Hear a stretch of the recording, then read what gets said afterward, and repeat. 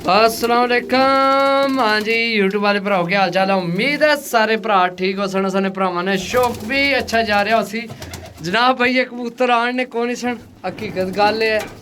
लेकिन ये है कि जनाब किसी भरा आख्या अज ही लैके जाओ सुबह सानी टिकट है। बाकी जनाब लै आए सही है सारे कबूतर उन्होंने को चांद दे एना की करो जी अंदर सही है। ए पिंजरा ये चेक कर लो सारी नाल गए सन। एक पिंजरा होवे 150 कबूतर आया 150 सही है। बाकी थोड़ा जा घर बिजी है जिसनी वजह तू जनाब थोड़ा जा टाइम लगसी इन्होंने वीडियो बनाने तू सही है। ए बिच एक लट्ठा भी आ गई होए एक है लट्ठा है जी एप्पल ए ऊपर ले 60 छोड़ कोई बिच फॉल्ट वाले सन कड्डे हूँ सुबह ही देख सा केड़ा फॉल्ट वाला केड़ा नहीं। बाकी सारे इंशाल्लाह कल इन्हें देख सा। लेकिन वीडियो ये नहीं लगनी वीडियो तो नहीं लगनी जनाब भाई ये थोड़ा जनाब ये भी लट्ठे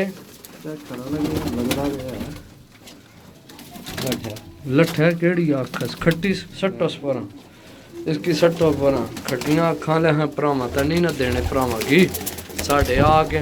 बाकी जनाब इंशाल्लाह मिलने रहा वीडियो मजीद लैके कबूतर की टेंशन नहीं लैनी जनाब इंशाल्लाह कबूतर शुरू हो गए। लेकिन ये मैं रंग करना सी सारा लेकिन कौन ही रंग होया वो हूँ ही लैके पहुँचे तो अज के टाइम हो गए इन्ना की सट्टो ना ए भी एक लट्ठा नहीं है पर ए लट्ठा नहीं ए ला चिट्टा है इसकी भी सट उधर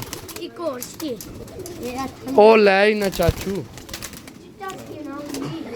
चिट्टा है इसी ओ चिट्टा चा ओ चिट्टा चा ये ठीक है ये वैसे उसकी में ये नहीं हो लट्ठा है उड़ने वाले ठीक है आ जा चल बंद कर दरवाज़ा सही है जी दोस्तों ओके अल्लाह।